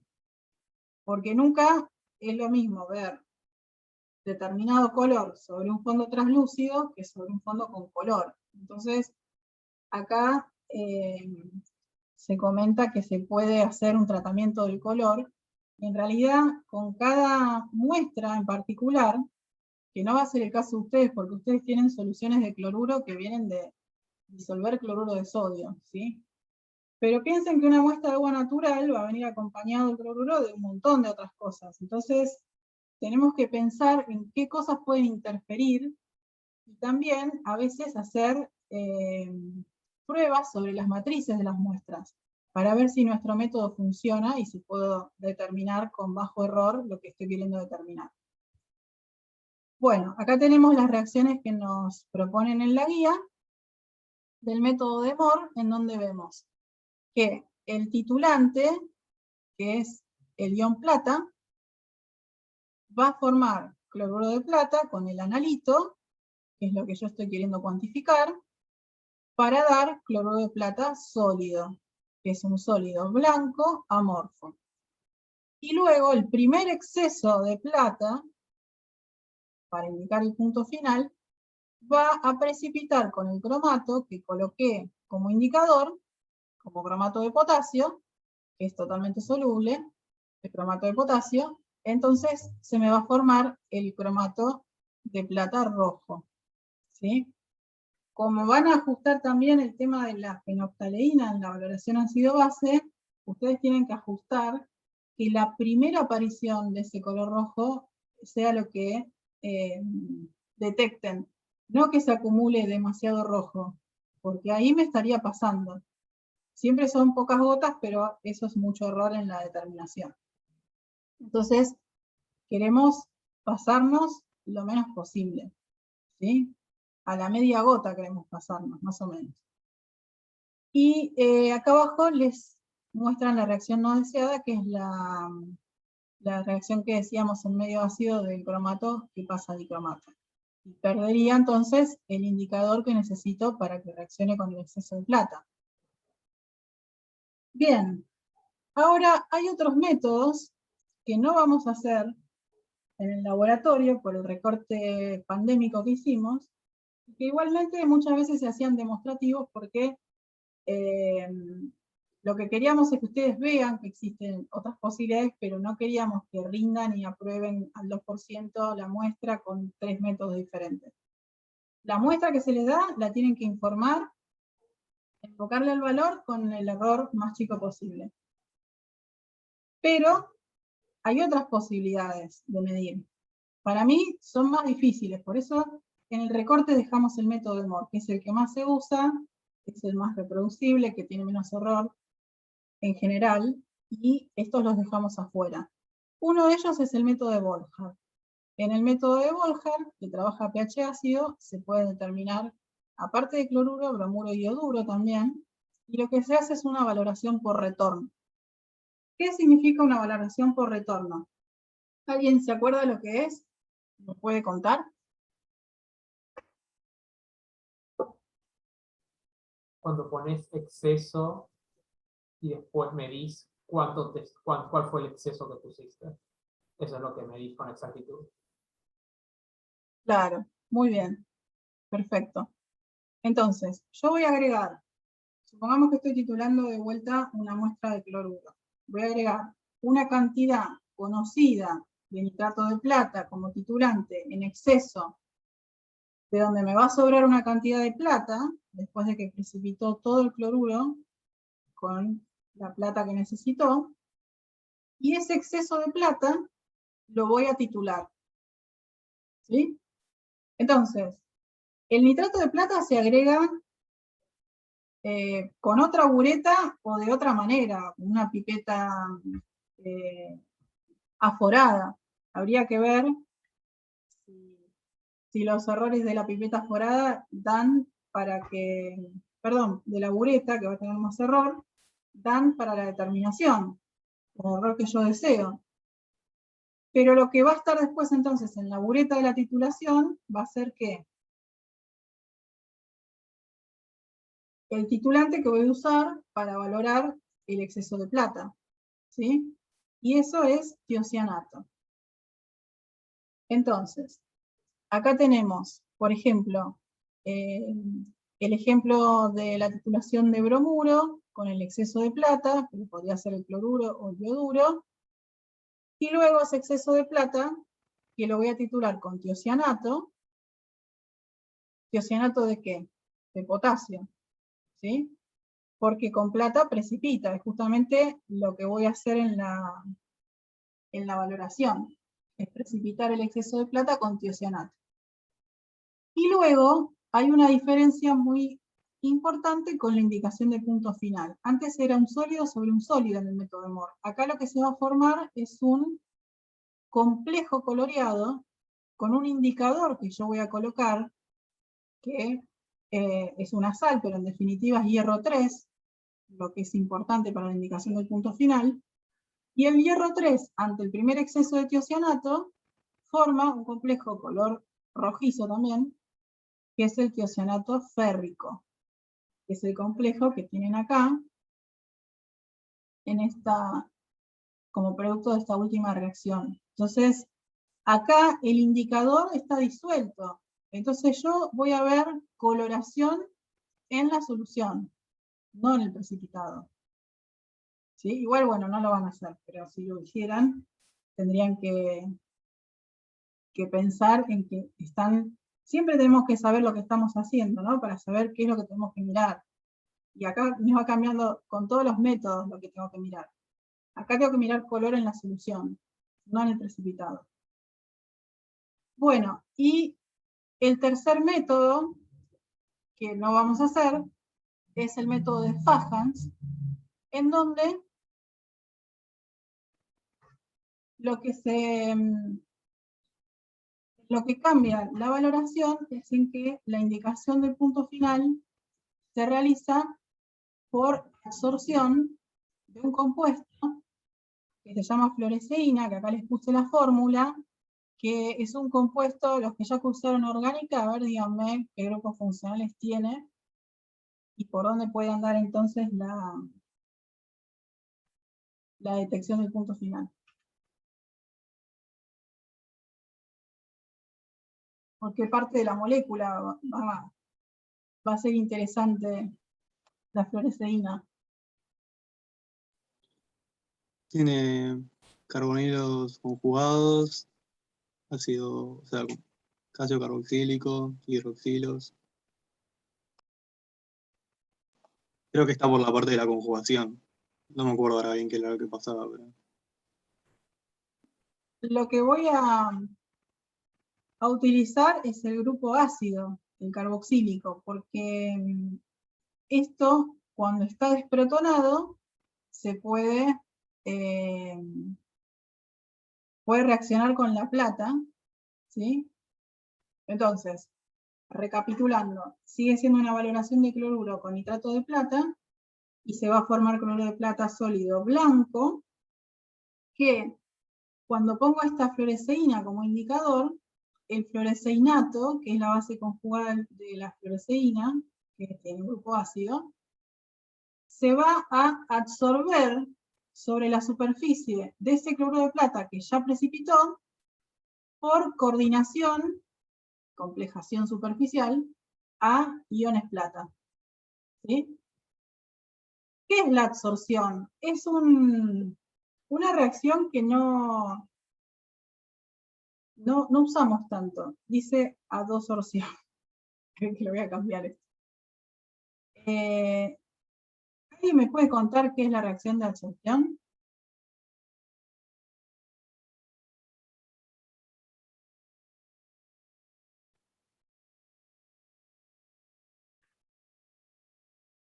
¿Saben? Si no, no.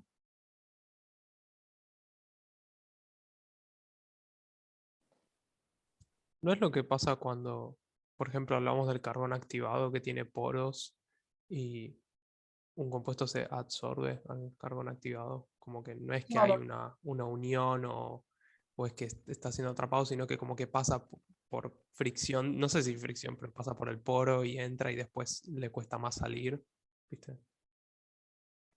Claro, Como en ese tipo realidad, de idea que no es una unión química, digamos. claro, en realidad puede ser por distintas cosas el proceso de absorción. Puede haber unión química o puede haber una unión física o un proceso físico, mejor dicho. Entonces, sobre una superficie sólida con sitios activos para la adsorción con D, no absorciones, adsorción de un analito, lo que va a ocurrir es que ese analito va a quedar adsorbido a la superficie. ¿Sí? Lo llamamos adsorbato y a la superficie la llamamos adsorbente. Y el proceso por el cual quedó retenido ese analito puede ser físico o puede ser químico. Por ejemplo, en el caso de las zeolitas, que son minerales aluminosilicatos, hay como unos canales, como si fuera una cueva, en donde puede entrar una molécula y empezar a tener algunos enlaces con la superficie expuesta que rodea esa caverna, digamos. Después podemos tener, el caso del carbón activado tiene una superficie de absorción enorme para un montón de sustancias, por eso se usan los filtros de agua, que ustedes conocen que venden empresas como PSA. ¿Qué hace ese filtro de carbón activado? Bueno, va pasando el agua y muchas cosas quedan retenidas ahí, en particular el cloro, por eso estéticamente le saca el cloro y podemos consumirla sin gusto a cloro. Pero también si dejamos reposar el agua, el cloro se va. Así que hay una cosa ahí un poco tramposa en esa venta. Y también podría absorberse algún metal pesado, pero no específicamente. Si la absorción no es específica y también es reversible, puede adherirse y al rato salirse. Entonces no sería un método de saneamiento efectivo para el agua. Bueno, eso para complementar un poco lo que tiene que ver con estos procesos, para que sepan que existe y que se puede utilizar de diferentes maneras. Lo que pasa también con las arcillas, como por ejemplo la monolionita, que es una arcilla muy conocida, y se utiliza para desarrollo de muchas tecnologías nuevas de absorción de contaminantes, es que la zeolita, digo, la arcilla se hincha por absorción de agua, eso se llama swelling en inglés, y adentro del agua esa entra todo lo que está disuelto en el agua. Entonces, puede ser ese el método de acumulación de una sustancia en una arcilla. Hay otros métodos, como por ejemplo pilareado con hierro. Si nosotros hacemos ciertos tratamientos como de síntesis y después, por ejemplo, calcinamos, lo que podemos lograr es que se vayan formando estructuras adentro de las arcillas. Y esto del pilareado puede ser como la formación de unas columnas de óxidos de hierro que amplían las intercapas de las arcillas y ahí adentro se puede meter de todo. Eso puede ser una superficie ampliada para la absorción de contaminantes. Bueno, estos son los tres métodos entonces que son los métodos de la argentimetría más conocidos para la valoración de haluros. Y vamos a usar el método de Mohr. Entonces ahora les voy a compartir la práctica para que veamos lo que vamos a hacer de acá a 2 semanas, cuando vayamos al laboratorio a hacer este trabajo práctico. Compartir pantalla. Bueno, esta es la parte experimental de la guía. Entonces, esto sí lo vamos a hacer. Este nitrato de plata que vamos a usar como titulante de cloruro, que tiene nuestra muestra incógnita, le vamos a tener que sacar el factor, de la misma manera que van a sacar el factor del hidróxido de sodio la semana que viene en ácido base. Entonces, ¿cómo saco el factor del hidróxido de, perdón, me confundí, del nitrato de plata? Bueno, por el método de Mohr, ¿sí? Entonces, reactivos, la solución indicadora de cromato de potasio, la solución titulante de nitrato de plata. ¿Y qué necesito para sacar el factor del nitrato de plata? Conocer la concentración de cloruro que voy a titular, ¿sí? A veces voy a usar concentración conocida en la bureta y a veces la voy a usar en el Erlenmeyer. Bien. Entonces, van a pesar ustedes el cloruro de sodio, que va a estar secado, porque muchas veces los patrones los tenemos que secar previamente, para sacarles el agua que puedan tener ahí adherida, y no cometer un error en la determinación por pesar una cantidad que está contaminada con agua, por decirlo de alguna manera. Bueno, lo van a disolver en agua, lo van a transferir al matraz para lograr la concentración que necesitamos para esa concentración de titulante que vamos a usar después para la muestra incógnita, ¿sí?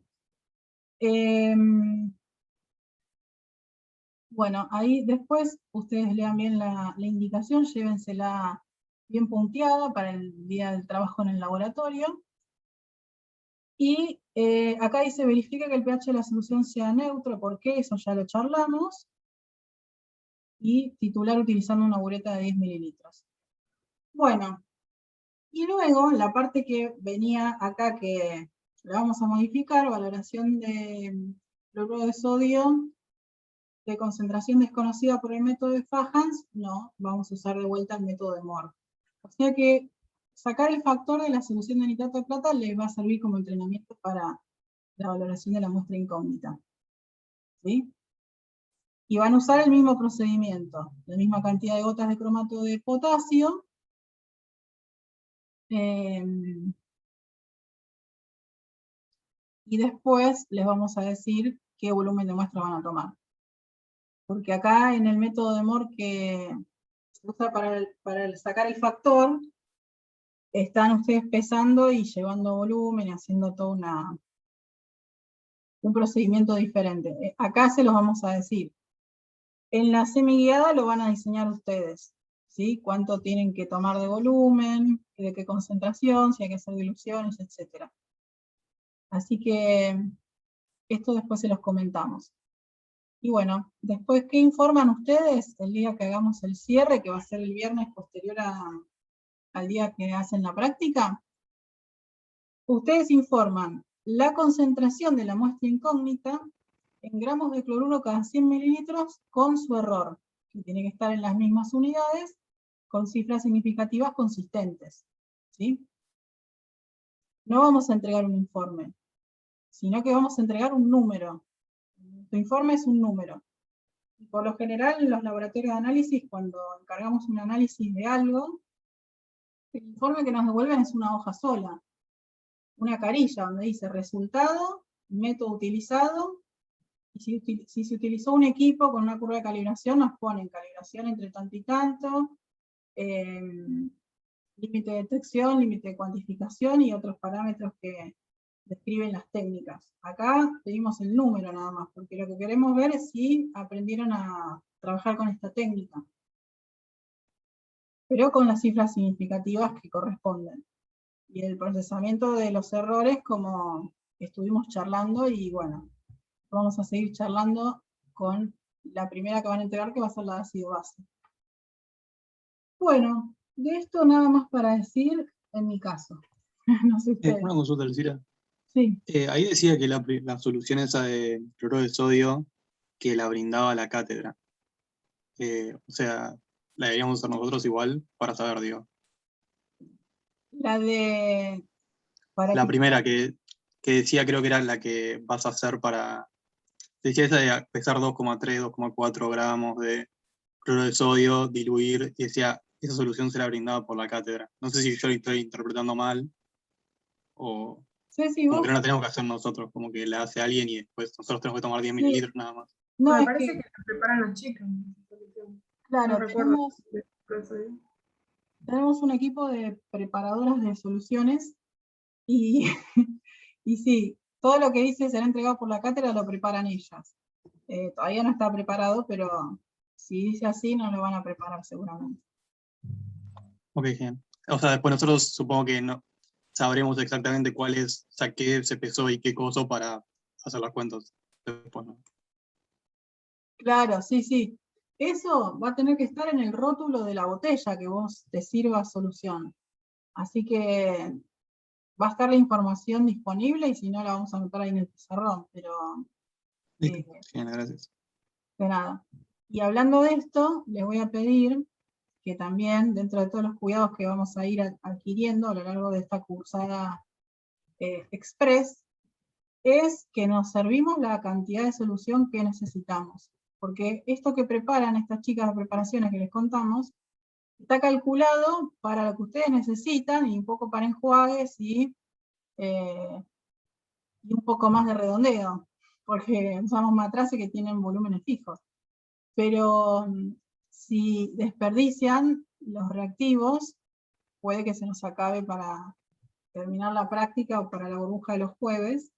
Y además de ese problema práctico, sería un problema económico y de generación de residuos. Ustedes saben que los residuos que no van a la pileta se tiran en bidones, que después se le encarga a una empresa que los disponga y la facultad paga por litro de residuo que genera. Entonces, estaríamos generando un gasto mayor y además pensemos que todo tiene un impacto, ¿no? Entonces estaríamos contaminando. Lo mismo con la muestra. Les da un frasquito de muestra y no hay refill de muestra. Eso les tienen que alcanzar para todas las titulaciones. Sí. Tienen que administrarlo bien, todo el volumen que reciben y se sirven. Eso Les va a alcanzar, pero como que tengan en cuenta que no es infinito. Claro, piénsenlo cuando van a agarrar el material que van a usar. Por ejemplo, si me tengo que servir la muestra, voy a agarrar un vaso de 50 para colocarla y pipetear. No voy a agarrar el vaso de 500, porque enjuagar el vaso de 500 me va a gastar un montón de muestra incógnita. Un ejemplo grosero de algo que no debería hacer, pero así piensen todo, paso a paso. Bueno, chicas, si no hay más preguntas, yo cortaría acá y ya nos vemos la semana que viene para Ácido Base. Antes de que nos vayamos, igualmente quiero que acordemos próximos expositores. Una pregunta, perdón. Sí. ¿Podemos directamente pesar en el Erlenmeyer? Sí. Siempre tenés que pensar en el máximo de la balanza, que es 200, 250 como mucho, y lo que le vas a agregar al Erlenmeyer. Pero no hay problema. Sí.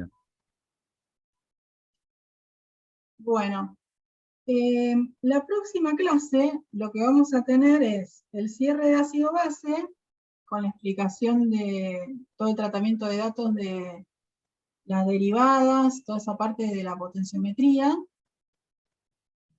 Y yo le voy a pedir también a otro equipo que explique la técnica de los sólidos totales disueltos, que la vamos a alargar en paralelo a la argentimetría. ¿Sí? Igual va a ser montar la muestra y para que se den una idea es poner agua en un vaso y después poner en la estufa. Entonces tenemos que empezar el vaso limpio al inicio de la determinación y después el vaso con los sólidos al finalizar el secado para sacar por diferencia la masa de sólidos. O podemos hacer también el vaso limpio enjuagado con la muestra, poner a secar y al finalizar todo el proceso se lava bien el vaso y se limpia y seca para determinar la masa del vaso.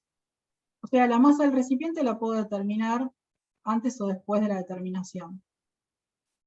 Pero esto no es una práctica que ya esté instalada en nuestra guía, entonces un equipo de investigación de estudiantes va a buscar la técnica en el Standard Methods, que es el libro gordo de todas las técnicas que hay para los análisis, y lo va a traducir y a puntuar para poder seguir los pasos como está armada la guía. Igual es muy sencillo, como les digo. Entonces tenemos dos temas, lo que sería el cierre de ácido base, para que lo arranquen ustedes y después complementemos lo que haga falta a nosotras, y lo de sólidos, para la clase que viene. Lo de ácido base me habían pedido Lucio y Milagros, ¿no? Sí, correcto. Bien. Entonces, ¿lo aplican ustedes? Sí, lo hacemos nosotros. Buenísimo. Bien. ¿Y lo de sólidos, quién lo querría explicar? ¿Alguien que no haya explicado hasta ahora?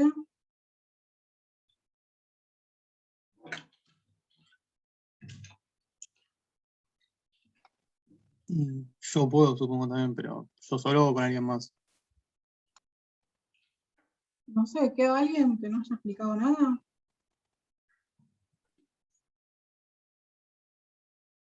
Puedo proponerles en alguno de tus compañeros que no están ahora, si alguno quiere. Ah, pero no van a estar para darlo, claro. No. Sí, no sé si no pueden venir nunca o pueden venir a veces. Bueno, a ver. Pablo ya explicó una. Matías ya explicó una. Julián ya explicó una. Josué ya explicó una. Brenda ya explicó una. Lucio y Milagros toman ácido base. Y quedan los dos Santiago, justo. Sí, me parece, me voy a proponer también para Me quedó hacer sólidos. un saldo de Santiago. Bueno, dale. Entonces Doble Santiago. los Santiagos explican lo de sólidos, así no lo tiene que hacer una persona sola. Más o menos igual que se esperaría, tipo, además, la guía explicada, con qué propósito se busca y algo más. Sí, no tienen que armar un protocolo de guía, sino que tienen que contar cómo es la técnica. Van a tener que traducir la técnica del Standard Methods, que lo pueden encontrar en internet, y si no me lo piden, y entonces hacer la lista de pasos a seguir. Eso sería